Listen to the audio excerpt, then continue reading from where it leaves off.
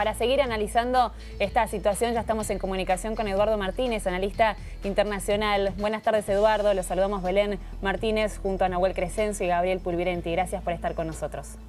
¿Qué tal? Un enorme placer. Gracias, Eduardo, por su tiempo. Estábamos hablando de este pedido de captura que hizo Irán contra el presidente Donald Trump. ¿Qué analización podemos hacer al respecto? ¿Qué opinión tiene justamente de esta situación? A ver, cuando se dio esta situación del ataque al general iraní Qasem Soleimani, que fue el 3 de enero, estaba Estados Unidos e Irán en una escalada, ¿no? Es decir, típica. Escalada que siempre hay que decir, siempre fue como dialéctica, ¿no? La pelea entre Estados Unidos e Irán nunca pasó de lo dialéctico, ¿no? Es decir, desde que Irán, cuando asume el régimen iraní en 1979, cuando fue la Revolución Islámica y se transforma Irán en un país teocrático, como se llama, ¿no? Donde la religión es la que gobierna de alguna manera, habían tomado la embajada estadounidense en esa época en Teherán, estuvo casi un año, capturada esa embajada. Estados Unidos fue la única vez que trató de entrar en territorio iraní para recuperar la embajada y le fue muy mal, y nunca más Estados Unidos quiso ingresar, ¿no? Es decir, la verdad es esa, siempre el límite fue poner un pie dentro de Irán. Cuando se dio esta escalada, a principio de este año, Estados Unidos hace un ataque que supera cualquier tipo de las reglas de escalada en una discusión, porque generalmente en política es como con los amigos, ¿no? Es decir, yo hago un acto, el otro me responde con un acto mayor, yo le respondo quizás con un acto mayor o igual, hasta que los dos llegan a un punto que saben que es un punto de no retorno. Entonces ahí es como que o se echan para atrás o negocian. Estados Unidos pegó un salto muy grande atacando el vehículo del general Soleimani y generó una escalada brutal en ese momento, ¿no? Irán, la respuesta que dio fue, hay que decirlo, bastante tibia en ese aspecto, porque atacó una base estadounidense vacía, avisando que la iba a atacar y permitiendo el desalojo de la base. Estados Unidos después la replicó con unas sanciones económicas a algunos personajes de Irán. Es como que se miraron fijamente y Estados Unidos en un momento tuvo que parpadear porque uno de los dos tenía realmente que aflojar la situación. Y pasó el tiempo, ¿no? Uno imaginaba que era, no digo una situación superada, pero digamos, es como que no parecía que iba a haber otra respuesta, hasta que sale esto en las últimas horas, ¿no? Que Irán emite una orden de arresto para Donald Trump y para otros 35 estadounidenses, de los cuales no trascendieron todos los nombres, pero son todos oficiales de alto rango que participaron en la operación o en las decisiones de esa operación, y que genera por ahora un tema jurídico dentro de Irán, porque Irán lo que puede hacer, como cualquier país, en este caso es poder llevar a la Interpol y hacer un pedido de alerta roja, digamos, para la captura de Trump, y en el caso que Interpol lo aceptase, puede correr un riesgo grande, ¿no? Porque Trump, hay muchos países que tienen un convenio para no ser detenido ningún estadounidense, que son 122 países, pero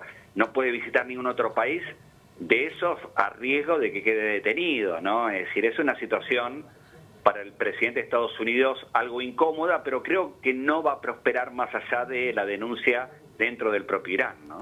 Eduardo, sabemos que la Interpol ya dijo que va a desestimar el pedido. Entonces surge la pregunta, ¿fue una declaración de Irán, como decíamos recién, para la tribuna, para congraciarse quizás con algunos elementos descontentos dentro del propio país, o puede llegar a tener, como decías recién, más que una cuestión dialéctica, no otra cosa? No, a ver, creo que esto es lamentable lo que voy a decir, pero es real. Esto le sirve a los dos, ¿no? Tanto Irán como Estados Unidos están dentro de los primeros países con mayor índice de coronavirus, están pasando un momento muy terrible en la pandemia. Sumemos que Trump está en plena campaña, por lo cual también le suma tener un enemigo con el cual combatir. En Estados Unidos generalmente cuando hay un conflicto con otro país no cambian de presidente jamás en medio del conflicto, ¿no? Entonces claro. A Trump le sirve también de alguna manera, ¿no? Lo pone como víctima de una situación, confirmando lo que siempre dice, que Irán patrocina el terrorismo y demás. Entonces, la verdad es que si uno ve a la luz de de la propia Constitución norteamericana, el ataque de Soleimani fue totalmente ilegal, porque generalmente ese tipo de ataque se hace en el transcurso de una guerra, y claro. Estados Unidos jamás le declaró la guerra a Irán. Es decir, que Irán puede tomar eso como un acto de guerra directamente y justifica de alguna manera el pedido, ¿no? Eduardo, recién estabas mencionando que la respuesta de Irán fue tibia. ¿Cuál debería haber sido esa respuesta después del ataque a Soleimani? A ver, por suerte fue tibia, ¿no? Porque Irán no se sumó demasiado a la escalada. Creo que son muy conscientes de qué pasaría si entran en un conflicto bélico directo con los Estados Unidos. Creo que hicieron muy bien la cuenta. Recuerdo que esa noche que tuvimos todos los periodistas que hacemos internacionales largas coberturas, el martes, era de un martes a un miércoles, el martes Trump había dicho que iba a hablar a la ciudadanía dando la respuesta de las provocaciones de Irán cuando le contestó bombardeando esa base vacía prácticamente. Y tardó 24 horas en hacer el anuncio, lo fue postergando hasta que dijo que iba a aplicar sanciones económicas, como diciendo, mejor no sigo la escalada, ¿no? Es decir, Irán hizo su parte para aflojar la tensión y Trump se sumó al otro día aplicando unas sanciones económicas que ni siquiera eran el Estado iraní, eran a un grupo de personas que pertenecen a ese Estado, ¿no? Entonces, creo que los dos tomaron conciencia de que es una guerra que ninguno de los dos quiere, porque cuando Irán plantea una respuesta de este tipo, la respuesta no suele ser la guerra convencional.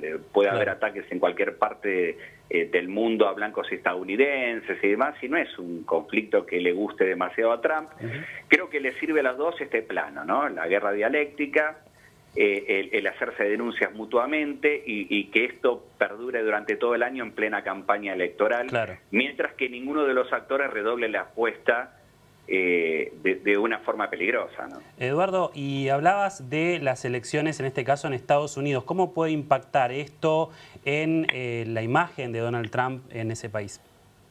Por el tipo de elector estadounidense, hay que decir que le impacta favorablemente a Trump, ¿no? Porque Trump no tenía mucho que decir en los últimos tiempos, ¿no? Muy mal manejo de la pandemia, muchas situaciones irresponsables, personales con respecto a su propio cuidado, una campaña donde él iba cayendo en puntos, y la verdad no tenía mucho que mostrar, no tenía logros que mostrar de este año, y puede tomar el caso iraní como un logro de contención frente a un Estado que siempre le fue hostil. Entonces, en ese sentido, Trump puede capitalizar esta situación favorablemente, siempre viendo que el adversario de Donald Trump, si bien es una persona con mucha trayectoria política y demás, es muy débil frente a la imagen de Donald Trump. Es decir, que no digo que el camino lo tiene asegurado, pero que esto le da un empujoncito en el medio del lío, ¿no? Muy bien, Eduardo, entonces muchísimas gracias por esta comunicación con La Voz de la Ciudad, aclarando qué puede llegar a pasar con esta denuncia a Interpol que hizo Irak. Muchísimas gracias. Un abrazo a todos.